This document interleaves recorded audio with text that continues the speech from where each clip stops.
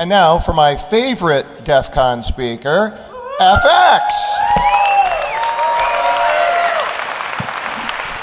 Thank you, guys. And with me here is Greg, one of my colleagues. And yeah, welcome to the annual router fucking event. So I learned today from Maj that in marriages in the United States, there's traditional gifts for every year, and for the 20th anniversary, the gift is China. So I didn't know that before. So let's get started. Oh yeah, so you will occasionally see fortune cookies. The strings on the paper slips are actually from the binaries. So let's talk about Huawei routers and stuff. Who's Huawei? Most people don't know them or think they're only present in China. It's a $21 billion company. They essentially make telecom networks, equipment, global services, which means they get to operate the stuff that they sold, and they make white label products. They do a lot of shit. Here's just different business units. So everything that goes into communication networks, more or less, can be purchased by Huawei. What we're interested in here is the routing equipment. So the routing equipment is separated into like two series, the NE and the AR. Of the AR series, we actually have two types of devices to play with, because they're not really easy to get. The routers are commonly also referred to as Quidway. There's another company, Huawei 3Com, or HEC as we call them, who essentially make the same product and run the same software, but it is a different company. So if you're vulnerability scanning or something, then make sure that you're taking this in. They also do security devices. And, well, then there's interesting joint ventures. And you know that saying that A-class people hire A-class people, and B-class people, well, Huawei semantic. When we look at product security, there's directly accessible from the main webpage and Huawei.com. They're talking about open, transparent, sincere attitude, blah, blah, blah, work with all the governments. Their CEO recently called for a global corporation for data protection. Yes. The reality is this. There is no externally visible product security group, so neither Security Focus nor OSVDB lists a vendor contact. The website of Huawei doesn't either. They've never released a single product security advisory. So nobody knows anything. The product security related patches are not, visible as such. They just increment the release number. So apparently it's really someone hacks into the fix and then recompiles the code, and this is your new image. That's it. So responsible disclosure. If I can't reach you, I can't tell you about your bugs. This is what happens. So, let's talk about VRP. So the versatile routing platform is Huawei software. A general myth in the United States is that they stole Cisco iOS. Nobody ports that shit. I mean, seriously, that's just not efficient. So what actually happened was they, according to Cisco's legal documents, they actually copied the enhanced IGRP stuff and made the CLI look like a Cisco CLI, so people didn't have to learn new shit. And since they made the CLI look like the Cisco CLI, they copy and pasted widely from the Cisco documentation into their own. But in reality, the VRP platform is actually VxWorks, version 3 or version 5. Last year there was VRP 8 coming out, but we haven't seen it yet. So the versioning, as you see, is not very clear. I really haven't figured out what the release numbers actually mean. You will also see different names for the software. So sometimes it's called VXLS or Comware. And what's really interesting, so in the UK, Huawei has a Huawei Cybersecurity Center, but they don't have a security contact group, right? But they have a cybersecurity center in which they build a special certified version of the software for the UK, commonly referred to as the GCHQ VRP. So, how do you talk with VRP? Pretty much like every other router, you have default CLI interfaces, web configuration, netconf, SNMP, and then some more obscure things like the Branch Intelligent Management System, BIMS. What's interesting here is you can configure those things between Chinese and English. So by default, they run on Chinese. You can configure them to be in English. However, the debug commands, and that took me actually several days to figure out, the debug commands actually only output in Chinese. So if your terminal, now this is actually really clever if you have a professional services group that usually operates your equipment, because now it means if you have Huawei equipment, you actually need Huawei people or speak Chinese. So yeah, that business-wise, that is actually really clever. The CLI comes with several levels of hidden commands. So when you log into a router, you can enter the command underscore and go into hidden command mode. And then depending on the device that you have, there's additional hidden command codes that you will find. So on the hack machine, there is actually, it asks for the secret password, which turns out to be a string compare and looking for Huawei 3Com. What is it? You're interrupting my talk. No, I just want to make sure if you're here for the Tenacious D thing, that's Tenacious. The room's switched. Thank you. That's it, last announcement. And I wanted to give you an opportunity to get some beer. Thank you. Well, if you haven't figured out that this is the other talk by now, then I really suck.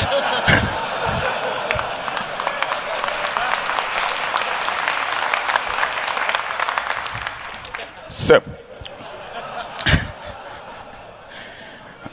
I want to repeat myself. This is verbatim copies from the binary. So the VRP images, image availability is a bitch. So if you're Chinese and you want to give me VRP images, that would be highly appreciated.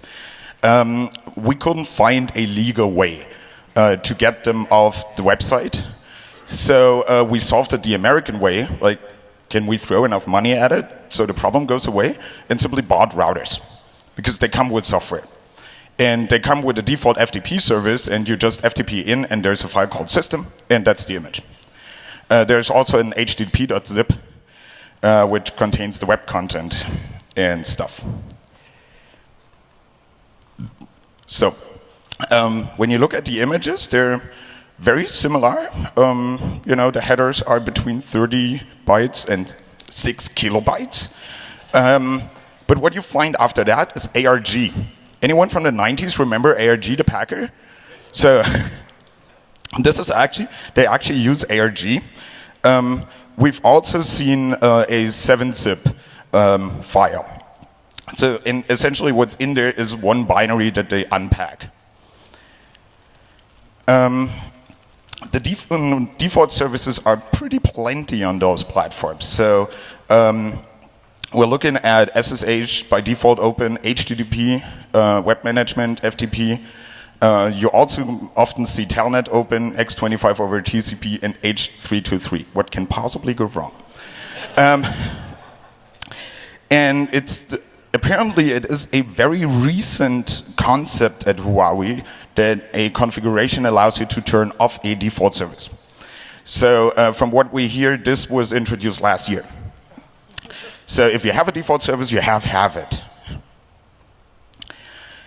Code quality. We were considering to leave this slide empty.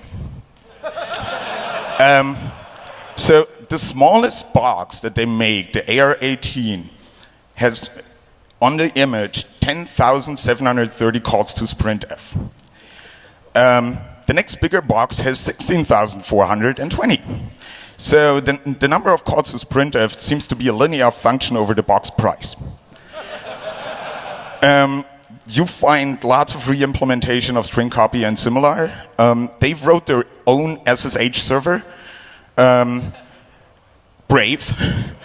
Especially if you actually have to blackmail OpenSSH client to talk to this thing, because it uses a too small RSA modulus. And for exploitability, the null page is not just mapped, it's read, write, execute mapped. So, let's look at some of the internals. So this is the web UI. Everyone who speaks Chinese has a good time. Everyone else, not. So they use session IDs. The session IDs are 32-bit, which is 4 byte. One of the 4 bytes is static. One of the 4 bytes is ignored. One of the 4 bytes is the concurrency session, and the rest is counting up. So if someone is already logged into the router, a very short Perl script gives you full administrative access to the machine. That's how it looks like. So you're getting the config, and you can change it and upload it again. So since they have web management, I'm glad you like that. So since they have web management, they actually also need a web server, right? So the web server tries to figure out whether a piece of content that is requested actually requires one of those complicated session IDs. Instead of looking into the http.zip, which would actually tell them where that is, they actually have hard-coded substring comparisons. And if anything matches, they copy it into a buffer. That buffer is too small, and that buffer is on the stack. So any of those will work, and you essentially directly overwrite pre-authentication the instruction pointer. So this is essentially how much you control. You not only have instruction pointer control, but also a bunch of registers, and of course the stack. So what do? We look for a jump target. This being a string overflow, 0 bytes are off. Image base had 0 bytes, ROM is mapped. For now, we just stay image dependent, and we simply use a move to counter register and then branch to counter register sequence from existing code. So we pivot back to the stack. And then, of course, we need code to execute. And I need a beer.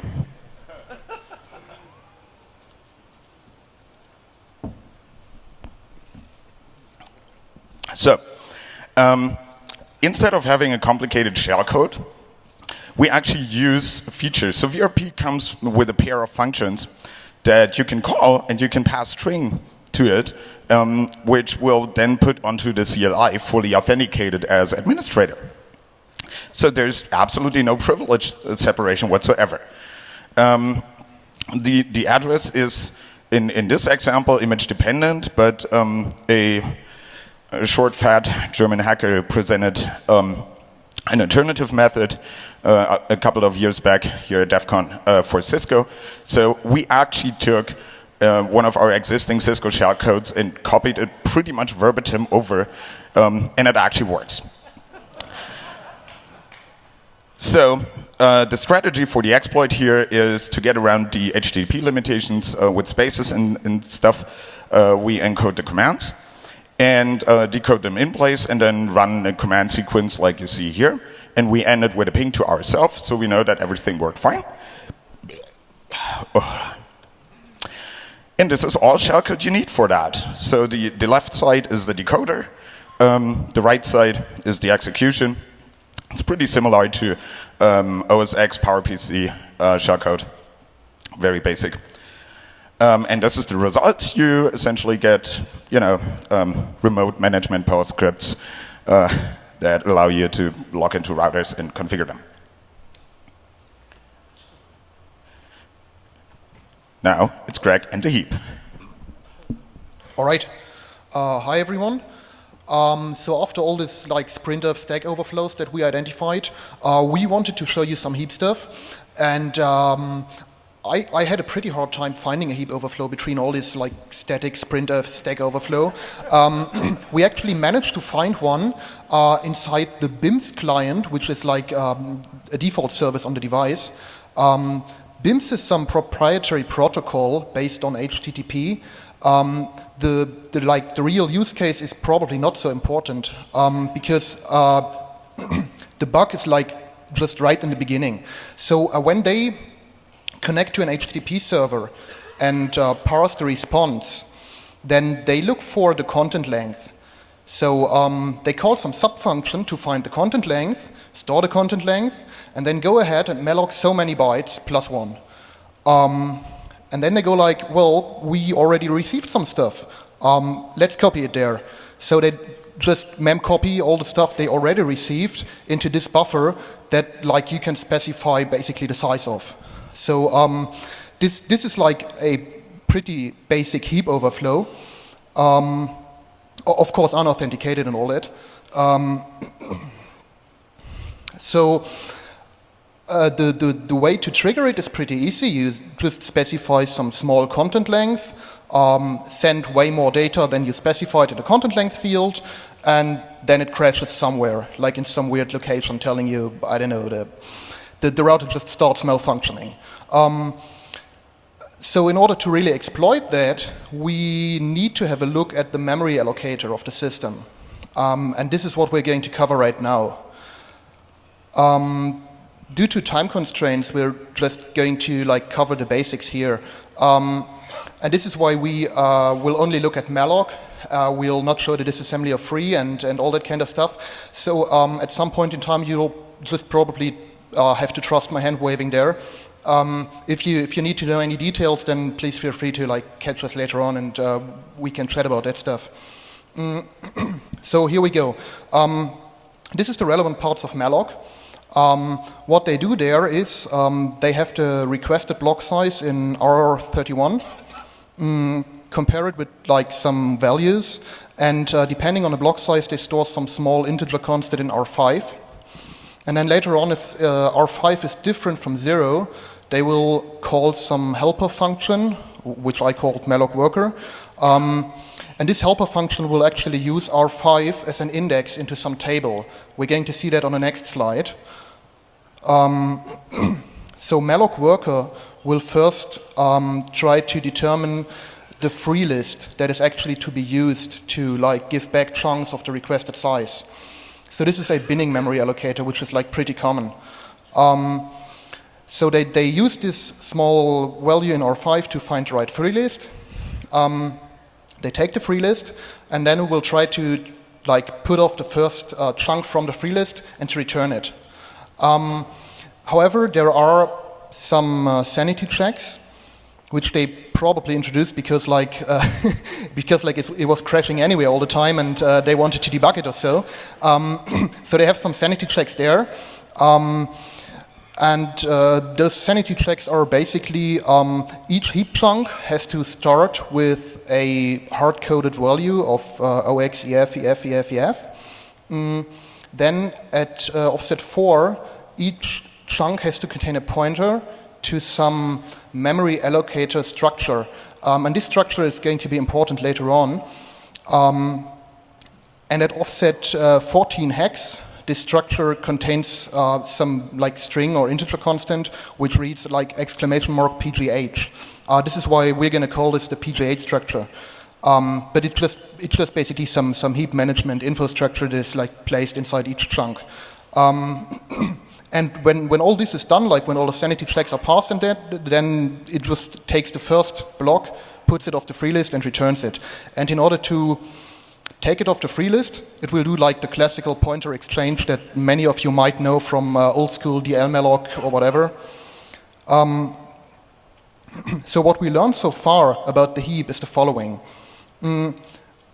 Like in the setup that most of you probably know, a heap chunk has a header part that is not visible to the user actually, and like the real user data.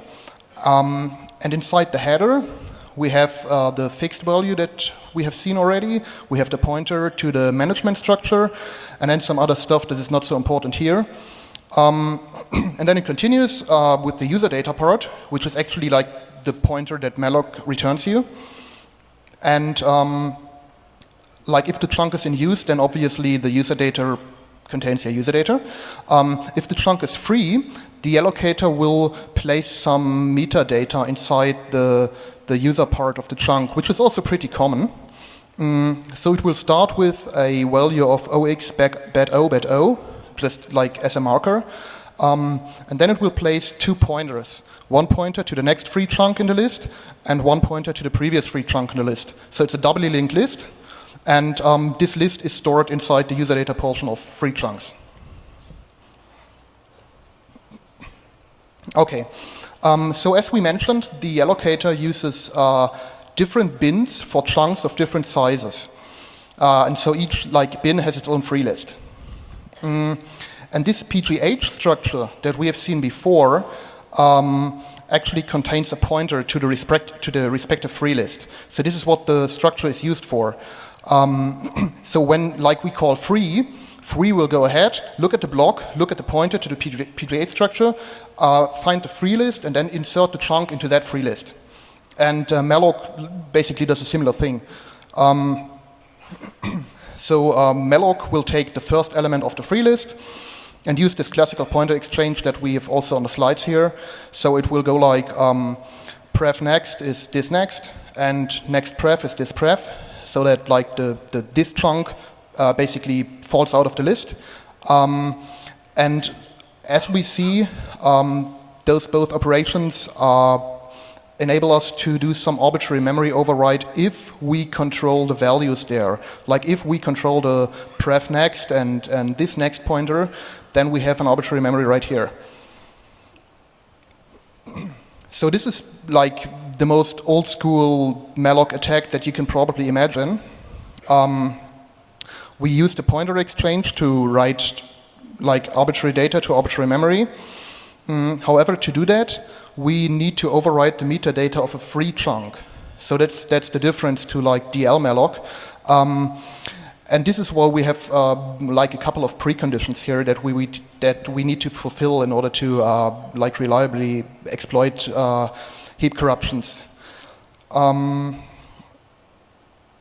So let's look at those preconditions. Let's first assume that we have a very basic setup. For instance, let's assume the device just freshly booted and the memory is all clean. And then let's just assume we have the following sequence of allocations. First, we allocate some 512 bytes buffer. We do that again. Free the second one, free the first one. So the free list is going to look like this on the slides. The first element in the free list is A, followed by B, and the pointers are all intact, like A points to B and B points back to A. And yeah, that's like the regular way the free list should look like after that. Let's further on assume that the chunks A and B directly follow each other in memory. There is no third chunk between them. Okay, always keep that in mind, because that's like an important thing if you overwrite those chunks. If there was some chunk in between, then we would write more bytes in order to reach the chunk that we actually want to overflow. Okay, but to make it simple, let's just stick with this setup here. Okay, so this is what the attack is going to look like. We have our free list that we already detailed on the last slide. And up to now, it's perfectly in order and it's all fine.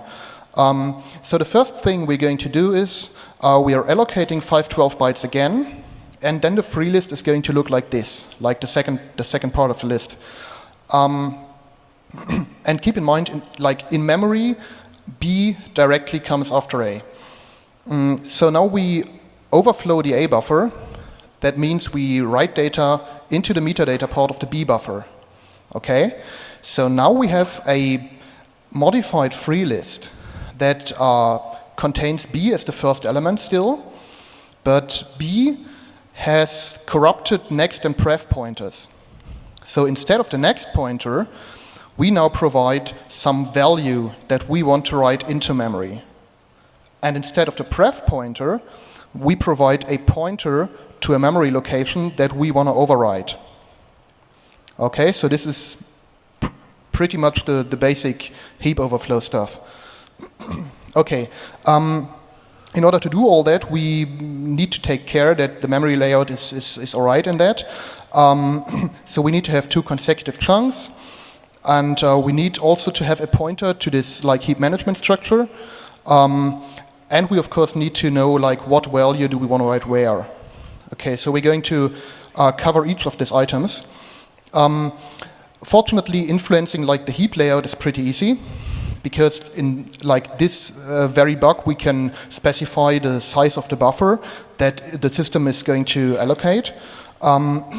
So we pick 512 bytes because like the 512 bytes is not used so frequently in the rest of the system. And fortunately, we can control even more of the heap by opening TCP connections to device, because for each TCP connection, the device will like malloc a 512 byte buffer. So yeah, this is a useful primitive to make the free list look like we want to make it look like, right? And let's then cover like the addresses that we need to know. We need to know the address of one of these PGH structures, or at least we need to know the address of something that looks like a PGH structure. We need to know the address of this important piece of memory that we want to overwrite. And we need to know where in memory our shellcode is placed. We can basically solve the first and the last problem by just using heap spraying, and thereby making it even more unreliable than it probably already is. So we will just go on and heap spray the system, and then we know that at some like high memory address we'll have our stuff ready, like the fake PGH structure and of course the buffer that holds the shellcode. Heap spraying here is pretty easy because we control the size of the buffer it allocates. So we just go ahead and tell it, you know what, please allocate like, I don't know, 10 megs of memory, and then we send exactly that amount of data, like not overflowing anything. We wait for a second connection, and then we trigger the bug. So all values are still in memory. For other services, you will probably need to come with another approach. But then again, that's pretty service dependent, and yeah. Next question is, what do we actually want to overwrite? And this is like a pretty interesting question, because of course we could now go ahead and like pick some function pointer in the image, but that again like would be image dependent. And there is some pretty interesting thing we can do. The interrupt handlers of the system reside at low memory addresses, like starting at 100 hex. And as FX already mentioned, this page is mapped read-write executable. So we can just overwrite the exception handlers in order to gain control of the program flow later on. Pretty much like back in the days, the exception handlers reside at fixed addresses. And here they start at 100 hex. However, here we don't have this like vector table thingy that you might remember from Intel. Instead, each exception handler like is basically a blob of code that the CPU is going to execute as soon as like the interrupt arrives. We're going to override the exception handler at 300 hex because this is the handler for invalid memory access. And this is quite some fortunate thing because let me put it this way, at least my exploits will most likely bring the system to an inconsistent state at some point in time. And this is most likely going to end up in an invalid memory access. And this is great, because then we just control like the control flow of the program. Like we hijack the exception handler. So as soon as the system accesses invalid memory, we gain control and we can fix it up and like clean all the stuff and hopefully like keep the router running. So this is like, we could say this is the SEH exploitation of Huawei devices. Yeah, kind of. So what you need to do, you override the exception handler, and inside your shellcode, you will like first need to clean the heap structures. Like you can basically nuke off elements from the free list and that stuff to like repair what you did wrong. Then do whatever you want to do, like basically use the shellcode that FX already provided to execute shell commands. And finally, you properly exit from the interrupt handler, read the CPU documentation for that. That's pretty straightforward, actually. And I guess there is not much more to say, except for like showing the exploit running. SFX exploits, this one also will notify us with a ping when it's done. So what we see here, we like start TCP dump, start the exploit, and we actually see making the device 2 connections. The first connection we use for heap spraying, like we send our data, wait for it to be placed in memory, and when the device makes the second connection to the BIM server, then we actually trigger the vulnerability. And the last 2 lines, we actually see that the device pings us, which indicates our shellcode like actually worked. That's pretty much it from my side. So I will hand over to FX again now. So, first of all, many thanks to Nick Farr for this tremendously large and great Jägermeister that he got me.